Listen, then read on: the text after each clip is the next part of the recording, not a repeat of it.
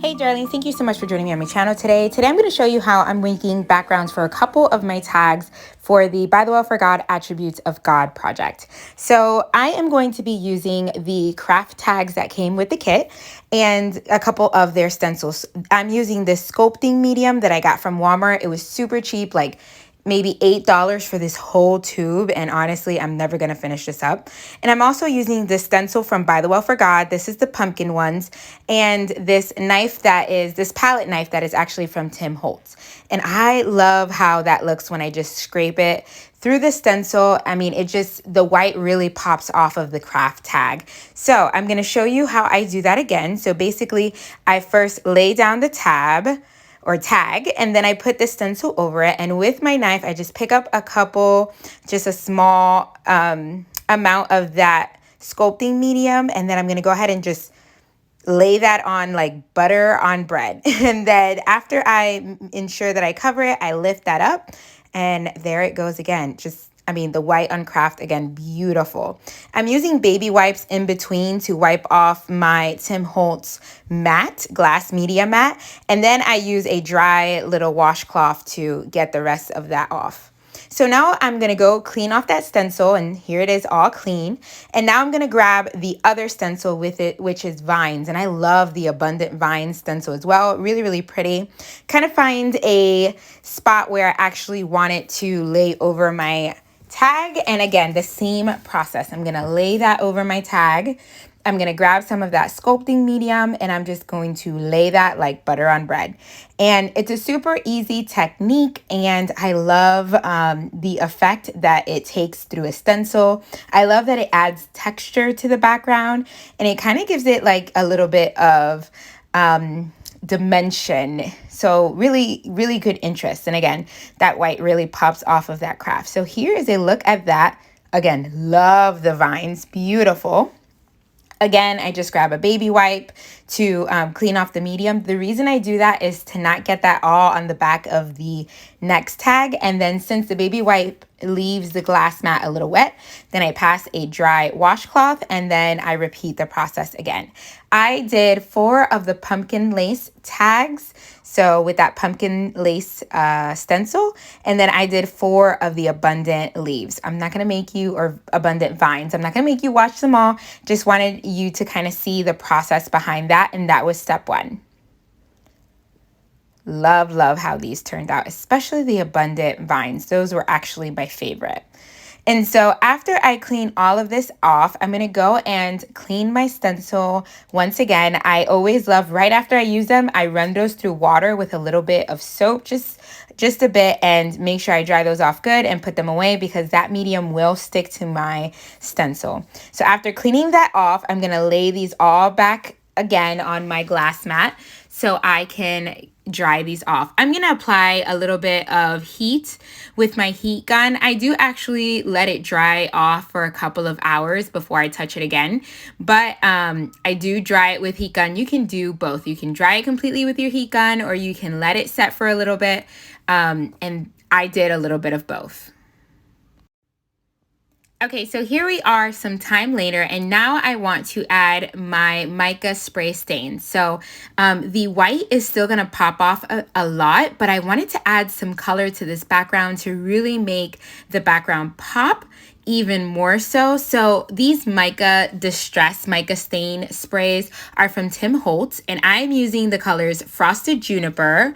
I'm also going to be using the Tree Lot, and I think I use a lot of the, I want to say Tarnished Brass or Antique Bronze. Actually, it was Antique Bronze and the Tree Lot. And these colors, you have to really shake really well. You can tell when you did a good job, because on the bottom of there, as I'm going to show you, there's no more mica because it's already blended in. And I'm just going to spray these. Now I'm using a box that I got some Happy Mail in, and this is perfect because it helps contain the spray within. And of course, the glass media mat is perfect for this type of media, but I like to add the box sometimes, especially with these sprays, because the overspray can get like on my wall or my desk, and I was just trying to keep it as neat as possible. So here I am drying that off. You don't have to dry off mica sprays. You can just let them air dry, but look how beautiful this is. I mean, that antique bronze just really is accentuated on that brown craft paper. I love that, and I really love how the tree lot really pops. So as you can see, you can still see a lot of that white just coming through on the actual tag, but some of it is kind of colored and some of it is not, but then that background really soaked up the colors. I just love it, you guys. Super beautiful and metallic-y. So here I am sitting down and working on my first tag. And I love that I was able to create a bunch of these background tags. They're not all gonna look the same, but I have them ready to go. So I'm ready to actually, sit down and create tabs. So I was kind of looking at my stamps. I knew I wanted some layering pieces, and I didn't want to use all die cuts. So I'm using this stamp set. Now this one is the tickets one, which you guys know I love ticket ones. This one's called the Hold Your Hand. And I'm going to grab some of the pattern paper, or the coordinating pattern paper. And I'm also going to grab some of this muslin sheets. Now these muslin sheets were something you can pick up in the shop. And in order to add some texture, I'm going to pick one of these little tickets that fits on this smaller block. This is a very small tag, so I knew that I had to pick a small die cut, a small label, just small things of everything, because a really big ticket would have overwhelmed this tag because it's not very big. So I'm stamping that out with my VersaFine Black Onyx ink, and then I'm going to cut it out from this muslin fabric. And now I'm just going to fussy cut the little tag all the way around. I love the texture that this added. It was like a layering piece, but stamping out on the muslin fabric, I think, was a really good idea. I've seen some of the girls stamp out, but also use like distress oxide sprays on there. That's another thing you can use. So I have some of this lace trim from the dollar store. It's from Dollar Tree, so it was only $1.25, and it has some an adhesive backing, so it's perfect to add towards the bottom. Then I'm going to add one of these labels, and I'm also going to pick a die cut. I wanted to use a pumpkin and you see all this stark whiteness. I only wanted the stark whiteness to come from the stencil in the background, so I'm going to handle that as well. So kind of seeing how I'm going to layer that. Then I grab my creator, that's the first prompt, off of my sheet. I'm going to back that on some of that green pattern paper that is coordinating.